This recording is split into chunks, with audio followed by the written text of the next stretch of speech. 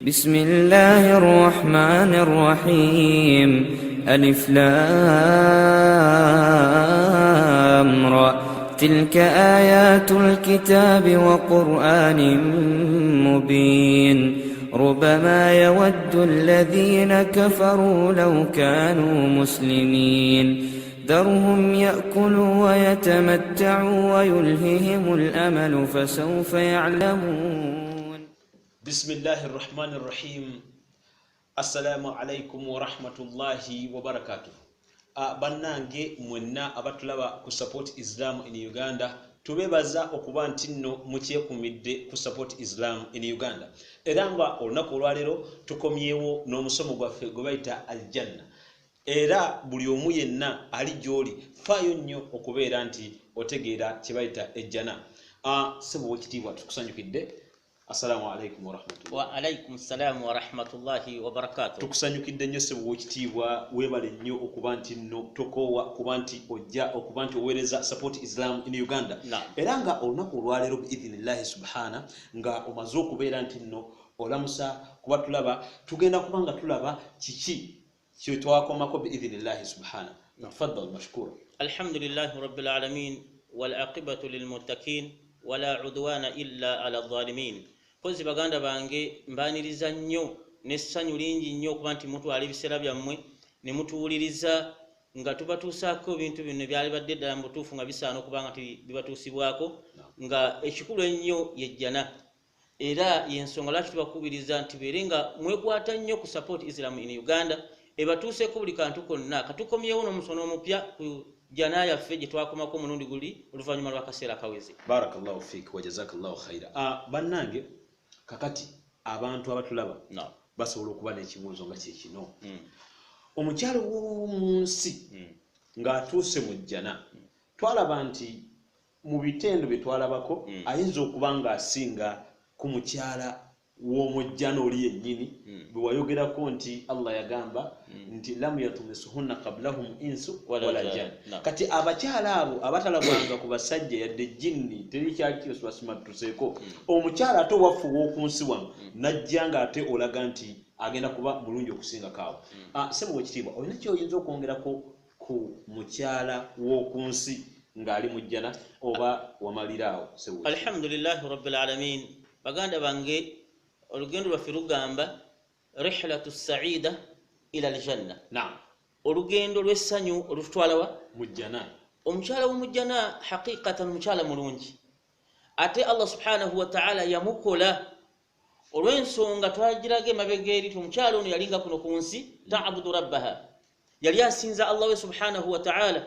Allah n'amukola ng'asinga kwoli alinze obulinzi. Kati omukyala ono ow'oku nsi agenda okusisinkana bbaawe Allah agenda kubeera nga amukozi nga muwunde muyitirifu. Ekimu ku bintu byagenda okuba ebimwawula ku mukyala woli gwe tugenda okusisinkana mu jjana agenda kubeera makutubatu ala yadiha al-yumna. Agenda kuba nga awandiikiddwa ku mukono gwe ogwa ddyo ekitali ku bakyala bali abali mu jjana nga kuwandiikiddwako aya egamba alhamdulillahi alladhi sadaqana wa'da. Suratu Zumar. Allahu akbar. Suratu Zumar aya 74. Kugenda kuwandikwako ng'omukyalo oyo nga gono bba agenda kusoma aya eyo eri ku mukono guno gwaki ogwa ddyo ekitali ku bakyala bali abali mu jjana. Ekyo kimu kumiiza oba ekyawula omukyala w'oku nsi ku bakyala b'omu jjana. Kati agenda kuba nga awandiikiddwako alhamdulillahi alladhi sadaqana wa'ada. Aya etegeeza ki? Tiyeebazibwa Allah subhanahu wa ta'ala oyo atuukiriza endagaano ye gye yalagaanyisa nti omuntu akula obulungi agenda kumwaki ejjana. Kati ate ku mukono gwe ogwa kkono bamuwandiikiddwako aya endala egamba eti alhamdulillahi alladhi adhhaba anna alhazana eri mu surati Fatir aya 34 nga aya egamba nti Allah atenderezebwa yeebazibwa atuggyeko ennaku atuwonyezza okunakuwala okuzibu kuba abantu bagenda kunakuwala abalibeera muki abagenda okubeera mu muliro. Kati essanyu ligenda kuba omusajja ono bba w'omukyala egenda kuba ttatu egenda kubeera ng'ewandiikiddwa kuki ku mukono gwe aya ku nnyama ye kuno kwennyini nga Allah kwagiwandiise naye ng'erimu kugamba design eterina giraki alina ng'omusajja oli agira alhamdulillahi alladhi sadaqana wa'da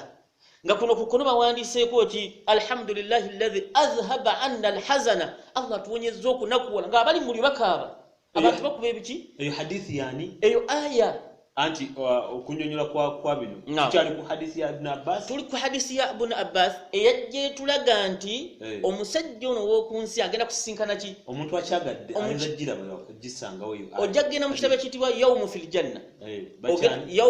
yawmu fil janna ekya Mahmud Masri ogenda kugisiŋŋaana mu aya eyo ebyo byonna bye tuzze twogera byonna n'ebirala biyitirifu bannagamba tetuyinza kwetumiikiriza tetuyinza okumalayo ku birungi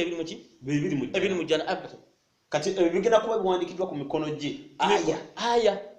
nga ziraga nti ono mukyala waani w'oyo w'omusajja yali ku ki Abdurazak yennyini Abdurazak Faruq Harun Taha Yunus nakatudde bonna abo bonna bagenda kuwandikibwako ki bagenda kuwandikibwako aya abasajja bano bakyala babe bagenda kuwandikibwako ayati ezo tulabye ebbiri oba ayatayini ezo tulabye fefe nnyini abavaamu eminyira fefe nnyini lwaki olw'ensonga mwagondera Allah subhanahu wa ta'ala Allahu akbar ne mugondera omubaka sallallahu alayhi wa sallam ekirabo Allah subhanahu wa ta'ala kyagenda okusisinkanya abantu abo ate takoma ku ekyo kyokka omukyala oyo agenda kuba mulungi omukyala w'oku nsi kuno ng'asisinkanye bba agenda kuba mulungi muyitirivu obulungi buli nga tuyinza kubunnyonnyola atugamba nti fa idha massa kaffaha senga okwatako obukwasi mu ngalo n'omukwatako bwoti la hawla agamba nti alien wakana alien agamba nti ekibatu kigenda kubanga kigonvu minal mokh kisinga n'obugonvu bw'obwongo okusembeza okukitegeera amangu nti agenda kubanga agunda n'okusiga kisponji Allahu akbar okumukwatako obukwasi mu ngalo gwe wenyini bawo nga gwokwata mukyala we si byebino ebyamabavu g'ennimiro ekyo nakyo ni'ima min Allahi jalla wa ala Allahu akbar agenda kubanga mugonvu nnyo waaki ow'engalo lwaki Allah subhanahu wa ta'ala bw'atyo bw'asasula baki abantu abaali bamugondera oba ntegeka bulungi ekyo kigambo kiyitirivu nnyo kati lwaliwo omuntu asaana okuba nti akola asisinkane ebintu ebyo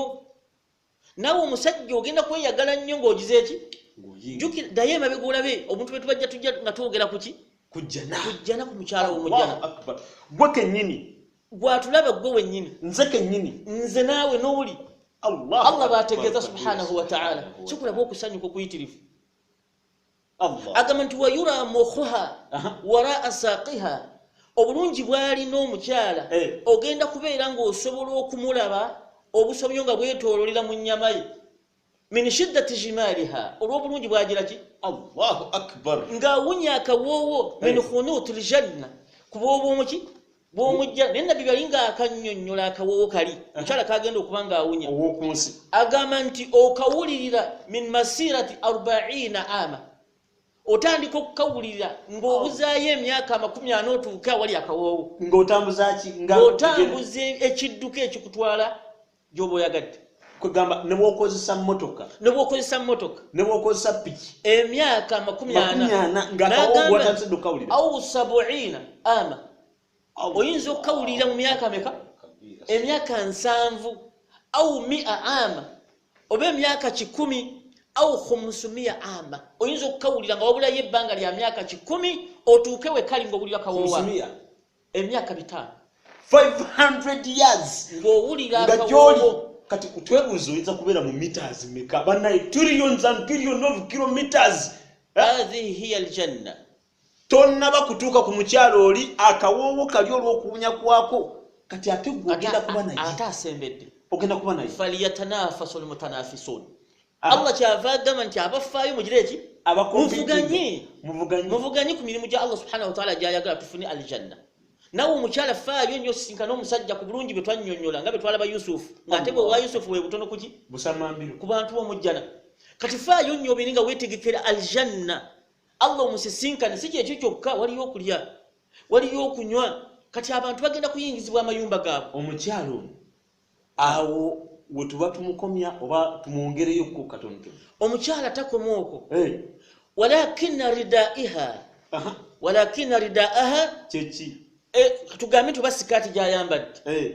yonna min nur yakabwasi nayo manyi ekitangala ekyo aga nti fa iza fatahta bw'ogisandukula bwoti tuniru ma baina al-mashriq wal-maghrib abantu abali enjuba gyeva ne gyegwa bonna basobola okufuna ekitangala ekyo unzur wa takhayyaru ma'i hadhihi ni'matu al-janna hadhihi kyengera kyejjana falyatanafasu al-mutanafisun abakyala mufeeyo abasajja mufeeyo fa inna al-jannata ni'ma ejjana kyengera fawqa ni'ami saba Allah subhanahu wa ta'ala aberenga atuwa ejjana ateke mbantu abawuliriza ebigambo abafaayo ennyo tubeerenga tufuna ejjana nga Allah byagiteekera abantu abagenda okugiyingira wa sallallahu ala muhammadin wa ala alihi wa sahbihi wa sallim walhamdulillahi rabbil alamin. Temuva ku support izamu in Uganda ebyo byonna sikatemba sikuzanya yenna kasitobiteekamu okuzanya omanya nti nno gwejjana otandise okuba nti nno okola ki ogyesamba ogigoba kubanga owakanyisa ebigambo by'omubaka Muhammad sallallahu alaihi wasallam. katukomewo biidhnillahi. Wassalamu alaikum warahmatullahi wabarakatuh. يا من أجبت دعاء نوح فانتصر وحملته في فلكك المشحون يا من أحال النار حول خليله روحا وريحانا